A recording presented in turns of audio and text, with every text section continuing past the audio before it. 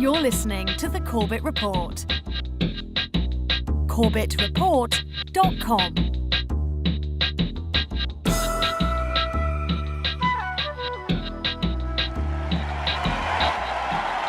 We can do it. We can do it. We can do it. We can do it. We can do it. We can do it.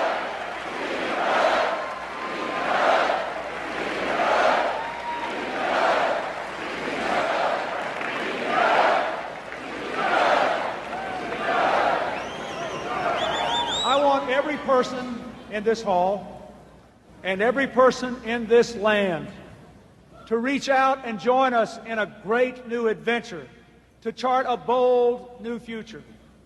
As a teenager, I heard John Kennedy's summons to citizenship.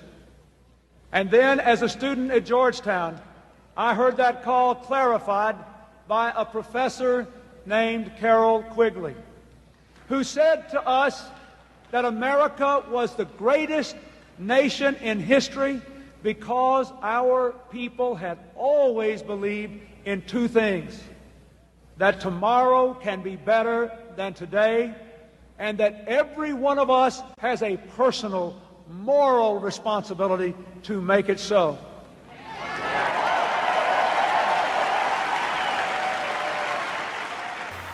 Welcome to episode 58 of the Corbett Report. Meet Carroll Quigley. What you have just heard is young William Jefferson Clinton giving his speech at the 1992 Democratic National Convention, in which he accepted the nomination for the Democratic presidential candidacy in the 1992 elections.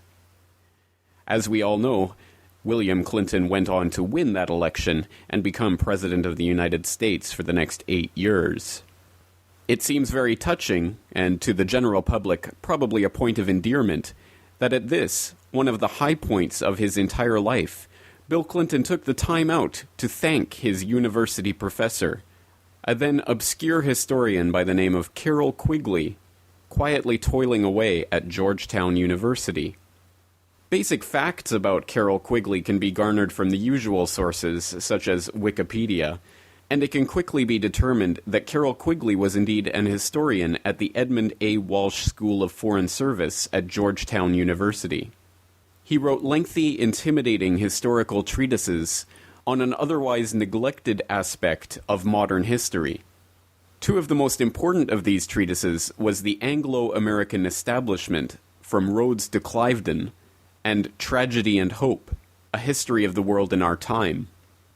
Both of these books are available online, and again, please look in the documentation list for this week's episode to find links to both of those books. While none of this sounds particularly startling or interesting, Carroll Quigley's books in fact proved to be bombshells in the historical community, and have been written about, discussed, and debated ever since their publication. To get a sense of what Quigley was writing about, and why it is so controversial and important, I'll read now a short passage from the preface for The Anglo-American Establishment. Quote, "The Rhodes scholarships, established by the terms of Cecil Rhodes' seventh will, are known to everyone. What is not so widely known is that Rhodes in 5 previous wills left his fortune to form a secret society which was to devote itself to the preservation and expansion of the British Empire. And what does not seem to be known to anyone is that this secret society was created by Rhodes and his principal trustee, Lord Milner, and continues to exist to this day. To be sure, this secret society is not a childish thing like the Ku Klux Klan, and it does not have any secret robes, secret handclasps, or secret passwords. It does not need any of these, since its members know each other intimately. It probably has no oaths of secrecy, nor any formal procedure of initiation. It does, however, exist, and holds secret meetings, over which the senior member present presides. At various times since 1891, these meetings have been presided over by Rhodes, Lord Milner, Lord Selborne, Sir Patrick Duncan, Field Marshal Jan Smuts, Lord Lothian, and Lord Brand. They have been held in all the British dominions, starting in South Africa about 1903, in various places in London, chiefly 175 Piccadilly, at various colleges at Oxford, chiefly All Souls, and at many English country houses such as Tring Park, Blickling Hall, Cliveden, and others. This society has been known at various times as Milner's Kindergarten, as the Round Table Group, as the Rhodes Crowd, as the Times Crowd, as the All Souls Group, and as the Cliveden Set. All of these terms are unsatisfactory for one reason or another, and I have chosen to call it the Milner Group. Those persons who have used the other terms, or heard them used, have not generally been aware that all these various terms referred to the same group. It is not easy for an outsider to write the history of a secret group of this kind, but since no insider is going to do it, an outsider must attempt it. It should be done, for this group is, as I shall show, one of the most important historical facts of the 20th century. Indeed, the group is of such significance that evidence of its existence is not hard to find, if one knows where to look. This evidence I have sought to point out without overly burdening this volume with footnotes and bibliographical references. While such evidence of scholarship are kept at a minimum, I believe I have given the source of every fact which I mention. Some of these facts came to me from sources which I am not permitted to name, and I have mentioned them only where I can produce documentary evidence available to everyone. Nevertheless, it would have been very difficult to write this book if I had not received a certain amount of assistance of a personal nature from persons close to the group.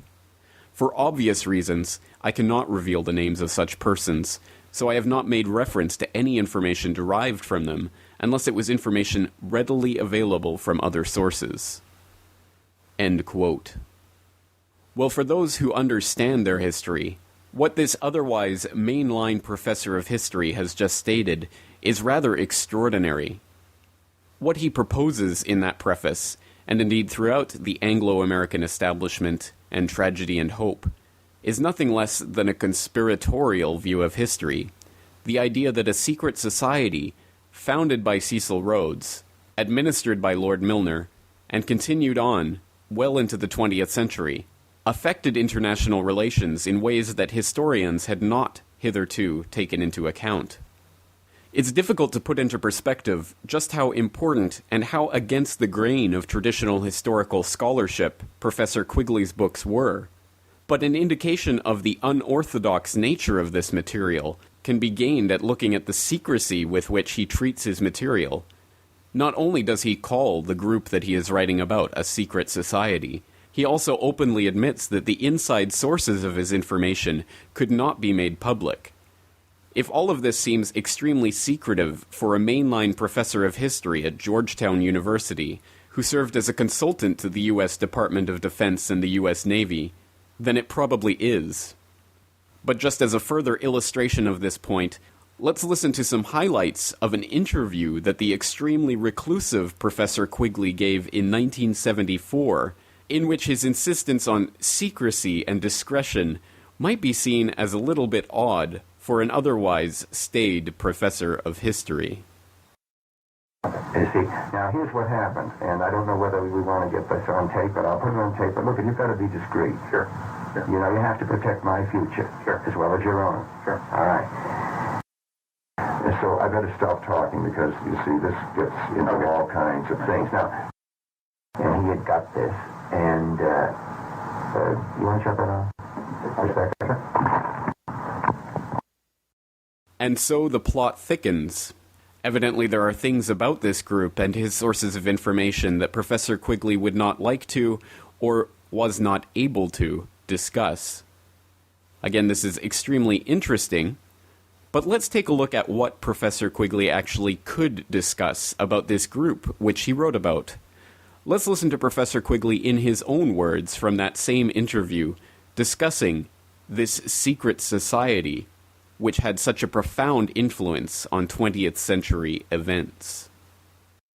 The group that I'm writing about was originally, in my mind, the group established secretly by Lord Milner in 1908 and 1999 called the Round Table Group, which still publishes a quarterly magazine called The Round Table in London, which is one of the world's best sources of international relations information since 1910.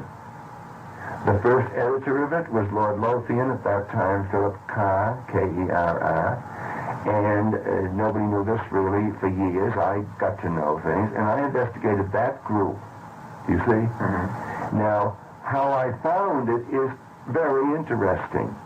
I noticed that prominent people in English life had Fellow of All Souls College, Lord Halifax, who was the Secretary of State for Foreign Affairs, and then they made him ambassador to America.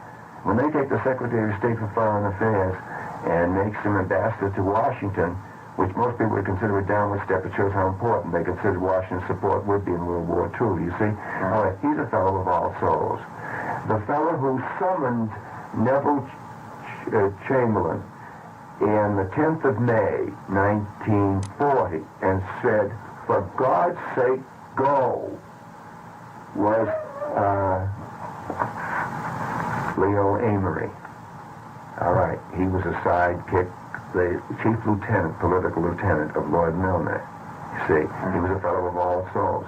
And so I decided I would study All Souls. This is purely historical.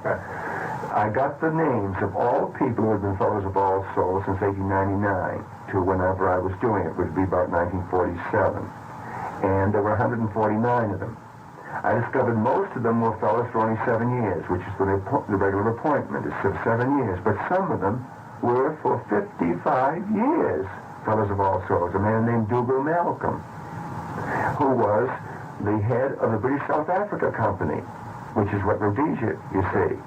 And he was for 55 years. I discovered that Lord Brand, who had been with Milner in South Africa, was for years, and he was the head of Lazar Brothers Bankers in London. And I discovered that Leo Amory was for years, and so forth. And above all, I discovered a man named Lionel Curtis, who had no right whatever to be a Fellow of All Souls. You get to be a Fellow of All Souls either because you are a very prominent person, and as an honorary thing you will become an honorary fellow for 7 years, or because you are an outstanding scholar and you get it by competitive examination when you graduate. That's how Lord Halifax got it. His name was Charles Wood in 1903 when he graduated from Oxford. He took the competitive examination and got it, but he's kept it.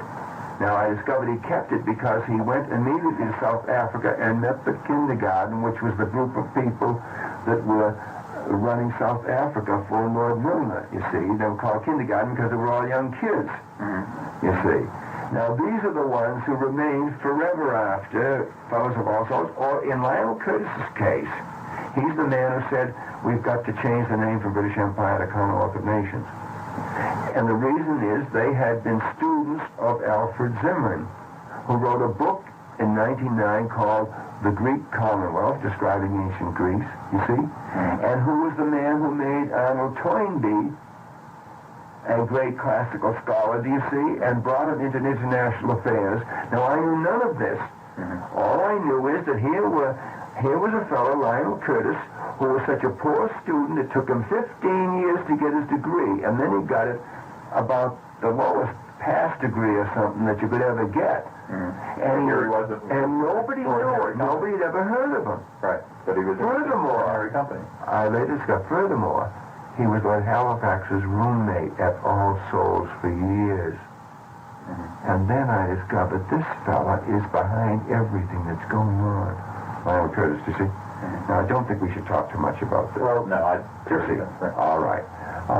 But having discovered that, I met Alfred Zimmern. He came here to give a speech. And I said, isn't it funny that All Souls, that's the Round Table group. I had never heard of them. That shows how little I knew. And they've been around since 1909 and published this magazine since 1910, and this is 1947. And I said, what is the Round Table group? He named them, who they were.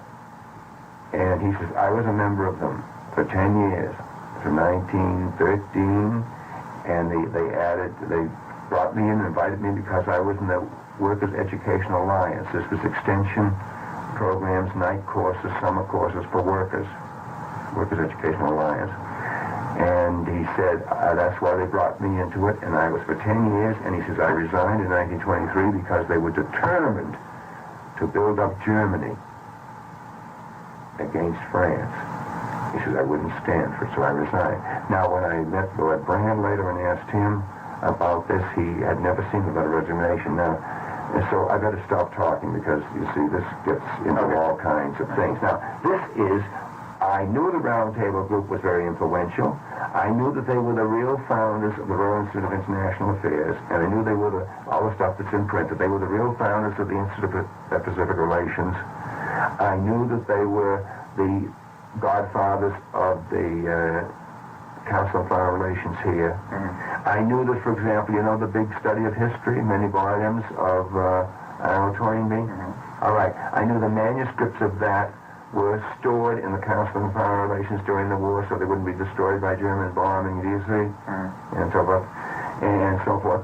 So I began to put these things together and discovered that this group was working for the following things. They were a secret group. They were working to federate the English-speaking world, the English-speaking world. They were closely linked to international bankers. They were working to establish a world, what I call a three-power world. And that three-power world was the Atlantic Bloc of England and the Commonwealth and the United States, Germany, Hitler's Germany, Soviet Russia, the three-power world. Now, in that interview, Professor Quigley does not talk about his material as if it were bombshell information, and certainly not as if it was a major revision of all mainline academic history up until that point. But there is no doubt that that's exactly what it was, a major revision of all currently accepted history. To get a better handle on this subject, let's listen to a speech made by the excellent speaker G. Edward Griffin, whom we've featured on previous editions of the Corbett Report podcast. In a speech made in Austin, Texas in April of this year, G. Edward Griffin discussed Carroll Quigley and his unorthodox view of history. The speech was organized by the Project for a New American Citizen, a student activist group based at the University of Texas. Let's listen to some highlights from G. Edward Griffin's speech, which was entitled The Quigley Formula, a conspiratorial view of history by the conspirators themselves. Now, I'm going to summarize the story that Carroll Quigley presented in his two books. I'm going to paraphrase it in my own words, and I'm going to be as careful as I can not to exaggerate or to leave anything out that's important. And then when I'm all done, I'm going to go back to Quigley himself and read excerpts to illustrate that I have not distorted what he has said. But it's spread over so many pages that you have to bring it together and condense it. And that's going to be my mission now. See if I can do that. And here's the story. It was at the end of the 19th century that a secret society was formed in England by Cecil Rhodes.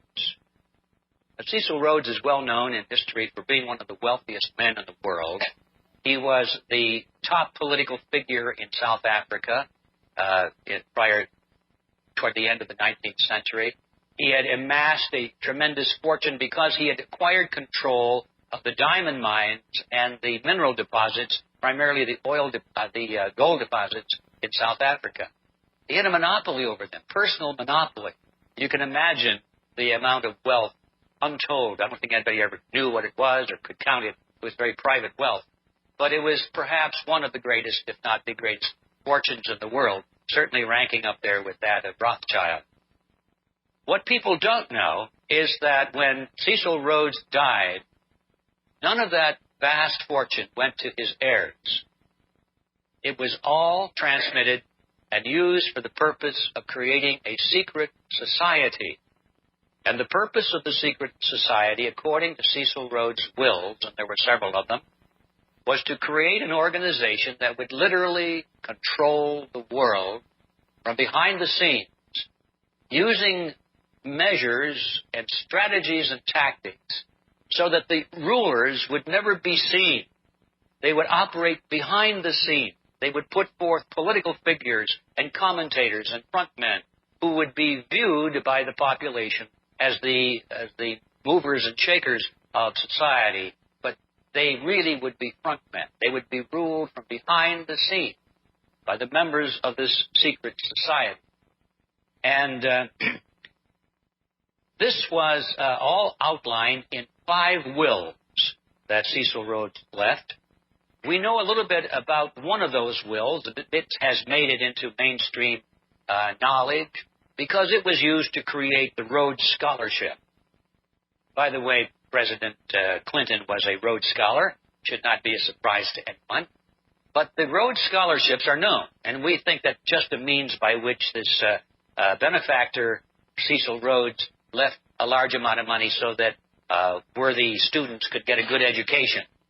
And it turns out that's not it at all. The Rhodes Scholarship was designed to be more or less a recruiting and training arm of the secret society, to look for just those young men, originally young men, now including women, who had the right characteristics, the right mindset, right worldview, who would be recruited into this hierarchy and could be placed into important positions in the secret society. And we know about this because these wills have now been written about. I'll be quoting one of the men shortly. His name is William Stead. He was the executor of Cecil Rhodes' estate, and he wrote a book that revealed a great deal of information about these otherwise secret wills. This organization not only was formed at the turn of the century or the end of the 19th century, but it still exists today, and in fact has been a major historical force in all world affairs since the end of World War I. Okay?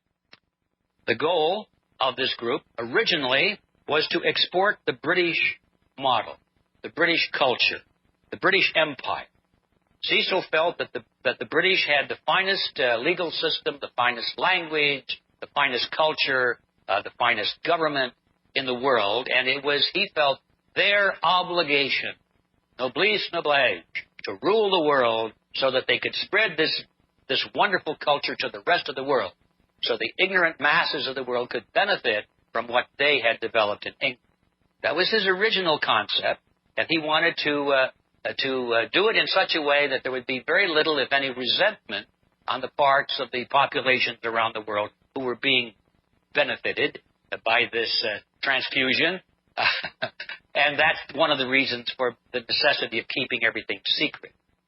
Now, that evolved very quickly after Cecil Rhodes' death. It became clear that they weren't going to quite accomplish the spread of the British Empire in that fashion. And by the time they took in their American partners from the United States, people like the Rockefellers and so forth, this goal rapidly changed away from spreading the British Empire, the British culture, to creating what they called a new world order, which was a world government ruled from behind the scenes by this secret society, but based on the model of collectivism. Now, the methods, very important to understand the method by which they hoped to accomplish this. Not to be done by guns, not to be done by invading armies. It was to be done through infiltration of the power centers of society. It was to be done not by large numbers of people, but a very small group of people in the secret society who would consciously go into the power centers of society, move to the top, and lead the masses through the organizations to which they belong. The political parties, the government agencies, church organizations, labor unions, media centers, corporations, you name it. You know, people have a herd instinct. We move together. We flock together. We have leaders. We have opinion leaders. And the masses are always flocking around their leaders. And so Cecil Rhodes and his companions knew this, and they were very wise to choose a strategy which said, we don't need to control the masses one by one. All we need to do is capture control of the organizations of the masses. And in that fashion, we can lead with extremely small numbers behind the scene. That is the method by which they have been accomplishing their goal. Now, the structure, very interesting. This is where it really gets off the wall. The structure that they chose was modeled directly after Adam Weishaupt's Illuminati, of all things. Now, we're told today that the Illuminati doesn't exist, and I don't know whether it does or not. If it does, it may or may not have historical continuity back to the original, which was formed in 1776 by Adam Weishaupt. You know, it was supposedly disbanded in Bavaria a few years later. The Bavarian police raided the home of one of the high dignitaries of the Illuminati, and they captured all of the personal papers written by the dignitaries and by Adam Weishaupt. And these are now, I believe, in the London Museum or the London Library, the British Library. And so a researcher can go there and read these things, and I've read copies of them. And I was just amazed when I was reading through Cecil Rhodes' information to find out that Cecil Rhodes had copied the structure that Adam Weishaupt had created for his Illuminati. Now, does that mean there's a connection? No. It just means that obviously, I think it's obvious that Cecil Rhodes had read the same papers I did and said to himself, this is a good idea. But what is this structure? Weishaupt called it rings within rings within rings. And what he meant by that was that the people involved in this secret group were not to be aware that they were being directed by a smaller group, a smaller ring inside the outer ring. And he said that, for example, the leaders of the group should be the founder and maybe one or two of the brain trust. They would be at the hardcore center, perhaps the all-seeing eye, you might say. But around them, they would build a slightly larger group of people, of maybe 80 or 100 people or 200 people, who would think that they were the whole enchilada. They would not know that there were three running the show from the inside, and they were not supposed to know. Maybe eventually some of the more astute ones would be allowed to know that, and they might be recruited into the center, but most of them would not ever know in their whole lifetime. Then that group would create around itself another ring, much larger in number, perhaps several thousand people. And they would think that they were the whole show, too, not realizing that there were a smaller group on the inside controlling them. And finally, that larger ring would create another one which would reach out into mass organization with truly large numbers of people. And for sure, most of those people would never dream in their wildest imagination that their whole structure was being directed from rings within rings within rings. And that is exactly the formula that Cecil Rhodes chose. Now, the result of this strategy and these goals is that this organization remains invisible. The inner circle of this very hard-to-see group, they call themselves the Society of the Elect. And there again, that phrase is taken directly from Adam Weishaupt. Amazing. Now, originally that was Cecil Rhodes and a brain trust from British banking circles and politics.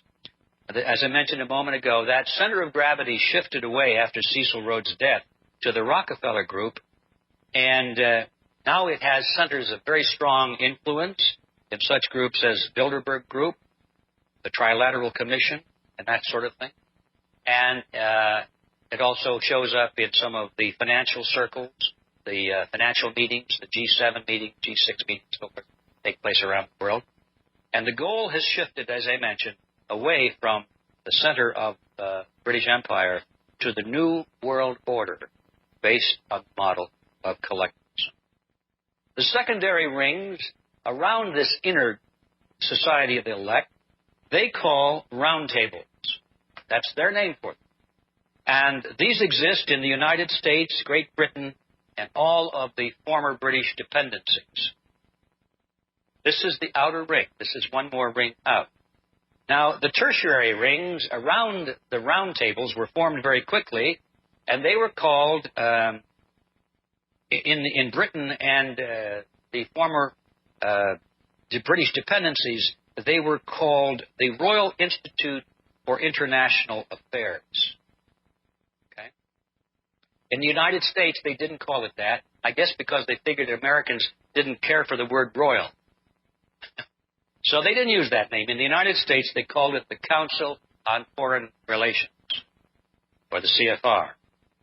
And ladies and gentlemen, after 100 years of penetration into the power centers of society in America, the Rhodesians, this network, now is very close to the final achievement of its goal of total domination of government and society, politics, economics, at least in the Western world. Rings within rings within rings? The Council on Foreign Relations as the real rulers of the United States?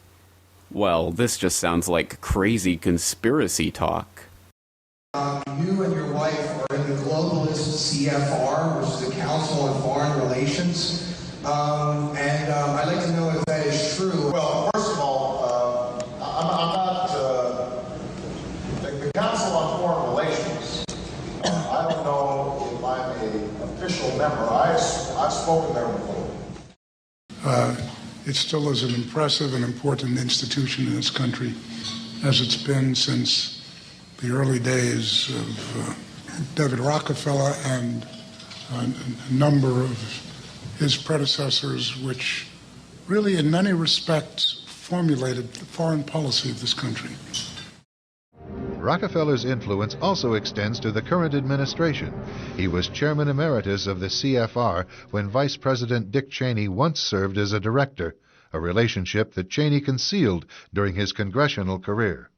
It's good to be back at the Council on Foreign Relations. As Pete mentioned, I've been a member for a long time and was actually a director for some period of time. I never mentioned that when I was campaigning for re-election back home in Wyoming. Oh, well, so there may be something to this. Well, let's take an examination of some of the writings of Carroll Quigley.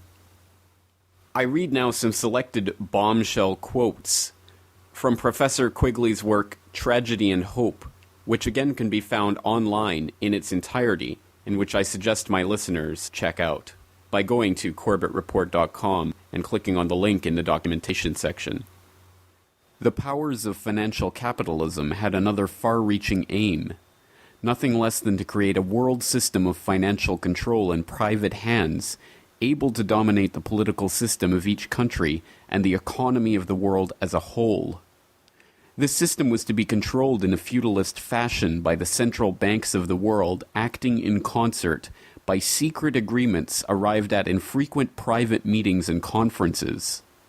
The apex of the system was to be the Bank for International Settlements in Basel, Switzerland, a private bank owned and controlled by the world's central banks, which were themselves private corporations. Each central bank, in the hands of men like Montague Norman of the Bank of England, Benjamin Strong of the New York Federal Reserve Bank, Charles Rist of the Bank of France, and Hjalmar Schacht of the Reichsbank, sought to dominate its government by its ability to control treasury loans, to manipulate foreign exchanges, to influence the level of economic activity in the country, and to influence cooperative politicians by subsequent economic rewards in the business world. End quote. Continuing, quote, "There does exist, and has existed for a generation, an international Anglophile network which operates, to some extent, in the way the right believes the Communists act. In fact, this network, which we may identify as the Round Table groups, has no aversion to cooperating with the Communists or any other groups, and frequently does so. I know of the operations of the network because I have studied it for 20 years and was permitted for 2 years in the early 1960s to examine its papers and secret records. I have no aversion to it or to most of its aims, and have, for much of my life, been close to it and to many of its instruments. I have objected, both in the past and recently, to a few of its policies, notably to its belief that England was an Atlantic rather than a European power, and must be allied or even federated with the United States and must remain isolated from Europe. But in general, my chief difference of opinion is that it wishes to remain unknown, and I believe its role in history is significant enough to be known." End quote. Quote, "From 1884 to about 1915, the members of this group worked valiantly to extend the British Empire and to organize it in a federal system. They were constantly harping on the lessons to be learned from the failure of the American Revolution and the success of the Canadian Federation of 1867, and hoped to federate the various parts of the empire as seemed feasible, then confederate the whole of it, with the United Kingdom, into a single organization. They also hoped to bring the United States into this organization to whatever degree was possible. Stead was able to get Rhodes to accept, in principle, a solution which might have made Washington the capital of the whole organization, or allow parts of the empire to become states of the American Union. The varied character of the British imperial possessions, the backwardness of many of the native peoples involved, the independence of many of the white colonists overseas, and the growing international tension which culminated in the First World War made it impossible to carry out the plan for imperial federation, although the 5 colonies in Australia were joined into the Commonwealth of Australia in 1901, and the 4 colonies in South Africa were joined into the Union of South Africa in 1910. End quote. Continuing, quote, "The chief problem of the Eastern establishment for a long time has been how to make the 2 congressional parties more national and international. The argument that the 2 parties should represent opposed ideals and policies, one perhaps of the right and the other of the left, is, to the Eastern establishment, a foolish idea acceptable only to doctrinaire and academic thinkers. Instead, they believe that the 2 parties should be almost identical, so that they can hold elections without leading to any profound or extensive shifts in policy." End quote. Again, keep in mind this is not some fringe historian, but a very important and influential professor of history at Georgetown University, who was name-checked by none other than Bill Clinton as his mentor when Bill Clinton accepted the Democratic presidential candidacy.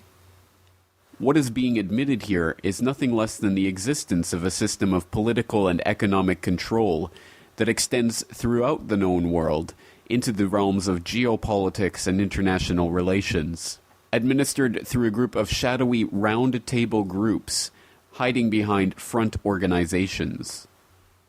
The core of their power comes from their financial control over almost every nation-state in the world, a control that itself derives from the private ownership of the private central banks. As Carroll Quigley repeatedly notes in his writings, their aim and purpose is to effect nothing less than a one-world government, administered from behind the scenes by these financial interests. How this relates to current events is now not difficult to piece together, and a good place to start might be an article released by the Corbett Report on the 21st of July 2008, headlined "Breaking the Economy in Order to Fix It: How and Why the Elite Are Engineering the Next Depression." This article reads, quote, "There's a corollary to the old adage, if it ain't broke, don't fix it. That is, if you want to fix something, you'd better break it first. The logic is simple enough for a child to understand, yet most adults fail to grasp it. Take the current financial meltdown which is threatening to bring down the American empire and destabilize the world economy. That it has been created by the greed and avarice of those at the top of the financial pyramid is easy enough to demonstrate. Bubbles Greenspan, ex-chairman of the Federal Reserve, pretended to save the economy after the popping of the dot-com bubble by lowering the prime lending rate to 1%, thus creating the housing bubble. Financial investors, sensing opportunity, began making risky loans to unsuitable candidates and dressing these loans up as AAA securities through financial wizardry. Rating agencies and regulators looked the other way. Finally, when the loans started to default and the bubble began to burst, Helicopter Ben Bernanke, the current Fed chairman, lived up to his moniker by dropping tens of billions of Federal Reserve funny money liquidity onto Wall Street from his metaphorical Fed helicopter. As a result, the dollar continues to devalue at an ever-increasing rate, leading to price rises on imports across the board, including, of course, oil. These facts are easily understood. What is less easily understood is that the crisis itself, a perfectly predictable result of the reckless lending habits of the mortgage lenders and the loose monetary policy of the Fed, is in fact intended to bring about a situation which could only be fixed by centralizing power in the hands of the bankers who have created the problem in the first place. The concept itself is perfectly simple. In order to justify bringing in a new system, the old system must be destroyed. The confusion sets in, however, because the international financial oligarchs puppeteering the system have used a smokescreen of national central banks like the Federal Reserve in the US and the Bank of England in the UK to perpetuate the false appearance of a system of disconnected competing national interests. The ultra-wealthy financiers of one country, according to this myth, have nothing in common with the ultra-wealthy financiers of another. When it is revealed that these national central banks are in fact privately owned by the same few ultra-wealthy financiers, it becomes clear that the current economic system is run by a network of elites connected across national borders by their common interest in expanding their own wealth and power. From this perspective, it is easy to understand that the implosion of the current national economic order in favor of an international order is actually in the best interests of those elite string pullers who are in the position to pull the plug on the current system.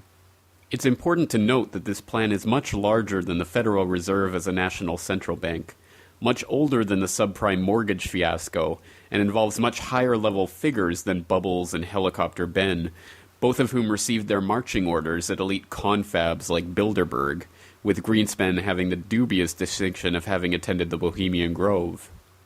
Although the general public has been programmed to laugh at the very idea of an international elite, let alone an elite that would use their power and influence to expand their own wealth and consolidate their control, their plans are a matter of public record. A clear example of this plan comes from H.G. Wells, writing in the early 1900s. Although today known for his sci-fi works describing in glowing terms the creation of a world state run by technocrats, in his own time Wells was known as a political thinker, even drafting a document that would be adopted by the UN as their Universal Declaration of Human Rights.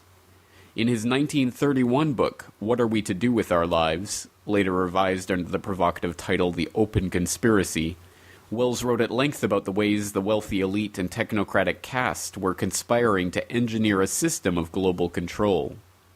Writing of the importance of an international financial system in implementing this self-styled open conspiracy, Wells notes, "The necessary maintenance of a money system by a central world authority upon a basis that will make money keep faith with the worker who earns it, and represent from first to last for him the value in staple commodities he was given to understand it was to have, and if we conceive credit adequately controlled in the general interest by a socialized world banking organization, we shall have defined the entire realm from which individual property and unrestricted individual enterprise have been excluded."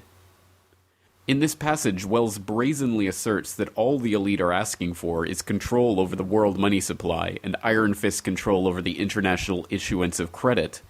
Other than that, people would be free to act as they please in the coming world state. Perhaps he was relying on his readers' ignorance of Mayor Amschel Rothschild's famous dictum, "Give me control over a nation's currency, and I care not who makes its laws." The utter contempt for the democratic process which Rothschild displayed in that quote is also evident in a famous quotation from James Paul Warburg, an American banker and presidential advisor. Speaking to the United States Senate Committee on Foreign Relations in 1950, he threatened, "We shall have world government, whether or not we like it.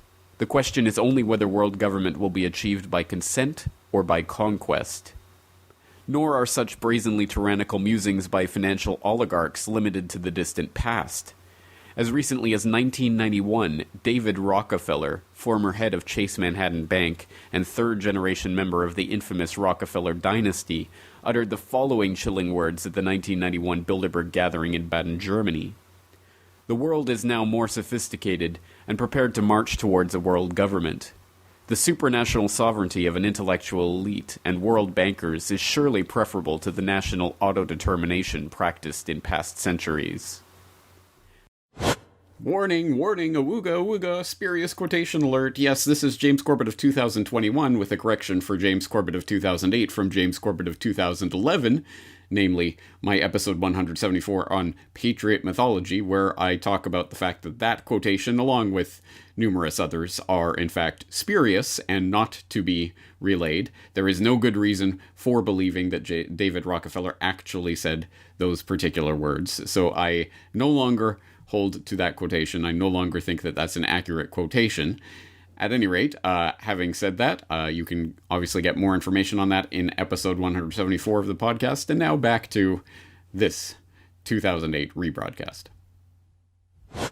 The game plan of the ultra-elite, those select few who hold the purse strings of entire nations in their hands, has not changed in centuries.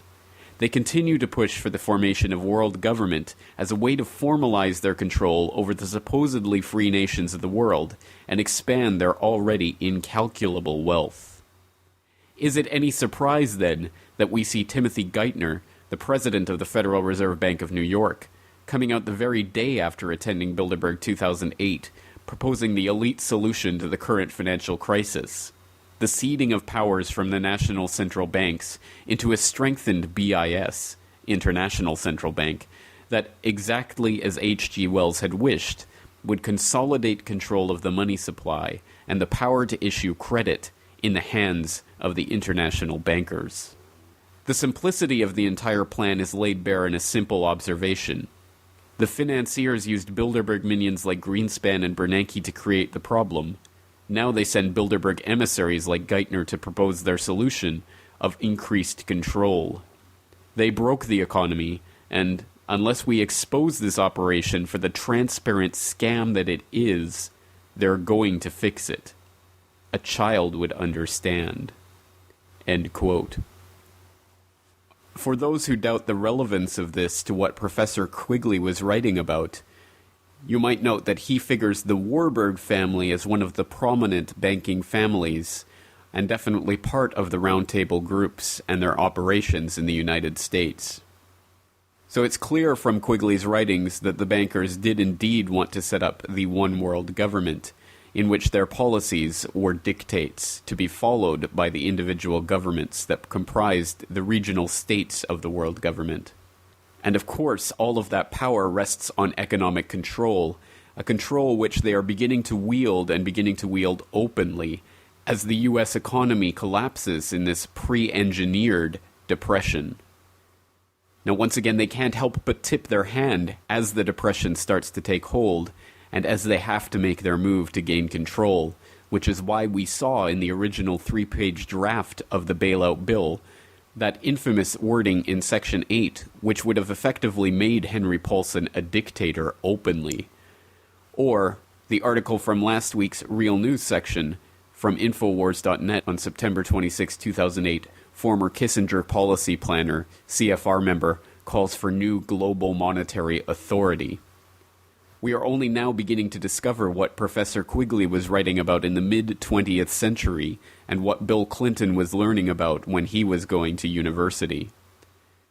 Yes, as G. Edward Griffin pointed out in that speech in Austin, Bill Clinton, the Rhodes Scholar, was merely tipping his hat to those in the know when he name-checked Carroll Quigley at his presidential candidacy acceptance speech.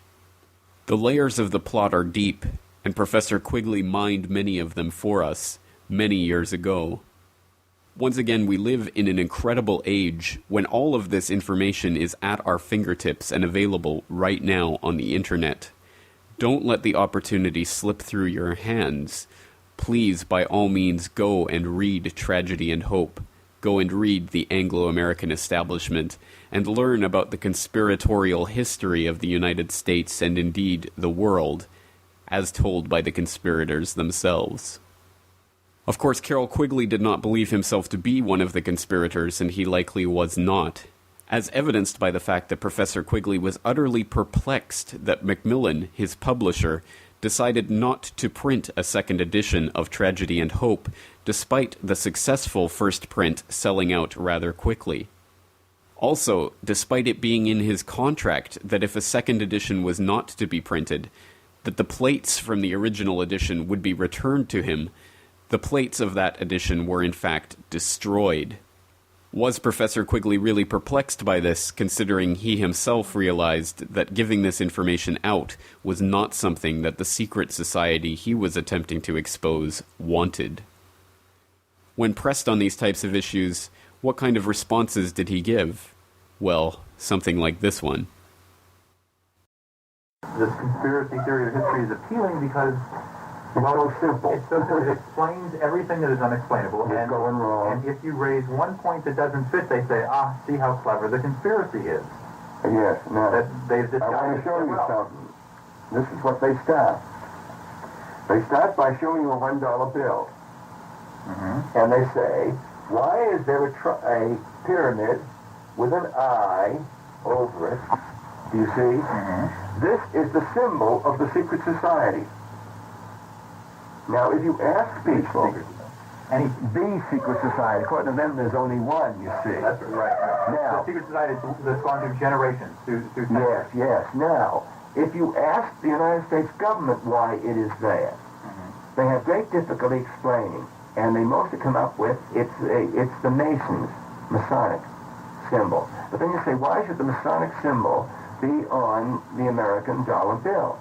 And they have no explanation. So there is something. If you look at this monument in Alexandria to Washington, it is the pyramid. You see, now there's the eye over it is the light. You see. So I could go further into this, but won't have to, because this symbol is at least 6,000 years old. And I can give you the history of 4,000 BC. It has nothing to do with the Masons. Now, maybe the Masons adopted it, you see. But it has nothing. But I will not go into that. That's a totally different story. Once again, there are many layers to this story, and this is just one of them. I suggest you go out there and do the research for yourself. Arm yourself with the knowledge that has been provided to you.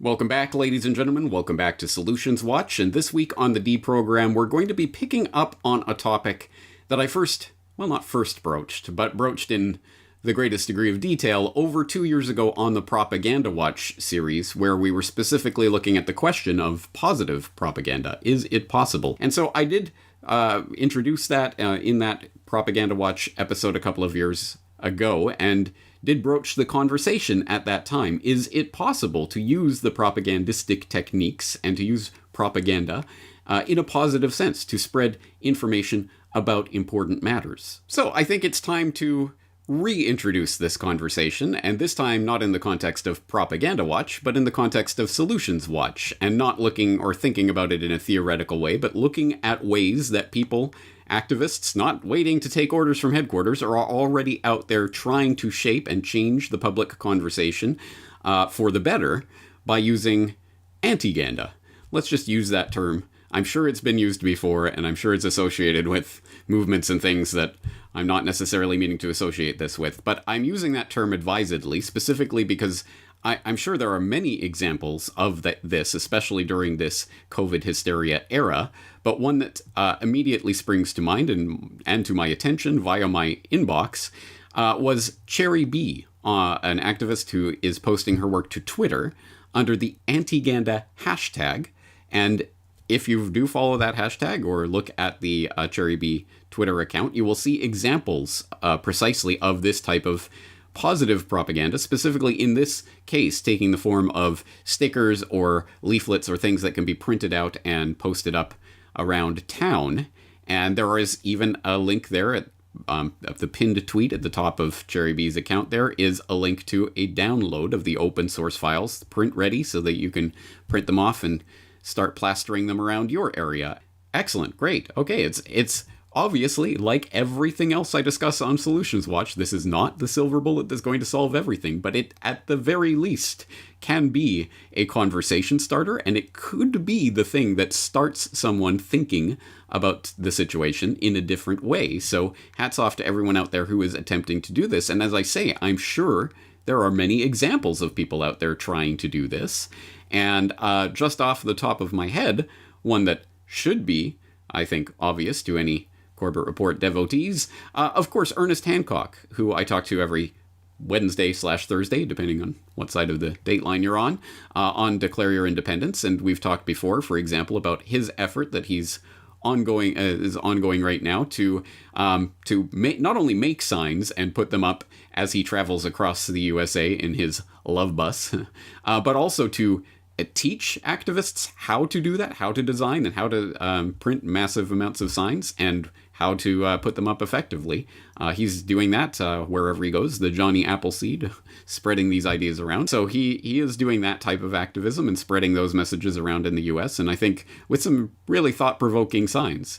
There is also another Twitter account, the Think Twitter account, that is similarly spreading these types of Antiganda messages, these times in the form of stark text messages in bright colors that can, again, be downloaded, printed off, and posted up on various surfaces in your local area. So there are many people out there that are trying to do this, and I think some of these images and some of these, just the statements and things are quite brilliant and well constructed and designed to get people thinking, which I think really is the only hope we have left. To the extent that critical faculties still exist on this planet, they need to be activated, engaged, and those muscles, those brain muscles, flexed at this particular time, because it does not get any easier from here. The people who have been indoctrinated by the COVID cult conditioning are very far under the spell by this point, and it's getting harder and harder to reach those people. I've talked about it before. We're at the forking of the path, and if people continue to go along into the biosecurity state and everything that's coming along with it, they will at some point lose their humanity. If you don't know what I'm referring to there, you can see my recent coverage of exploring biodigital convergence and other signs that we are moving closer and closer to the end of the human species. The last thing that we have left is our critical faculties. They need to be activated, and once again, this is no silver bullet. It's not going to change the world overnight, but this is something that you can actually physically do to start changing the conversation in your local area and hopefully provoking some thought and maybe even generating some discussion amongst people in your area. So anyway, I will leave the resources, of course, to all of these ideas in the show notes for this edition of Solutions Watch, but as always, I invite the participation of everyone out there. If you know of any other good resources along these lines, please do leave them in the comments or show notes. And also, don't wait for orders from headquarters. Take your cue from activists like Cherry Bee and others who self-activate and just decide to go out there and do it because you have a good idea. Please do that. And if you have a way of sharing that with others, then of course, share it, spread it, let other people copy your work if that's the way to activate people. So anyway, I just wanted to highlight this particular idea today, and we'll use the name Antiganda for the purposes of this video, but I think you understand the deeper meaning of what this is about and how it can be used. Anyway, I'm looking forward to seeing what other examples of this you guys can dig up, and until next time we speak, I'm James Corbett of CorbettReport.com.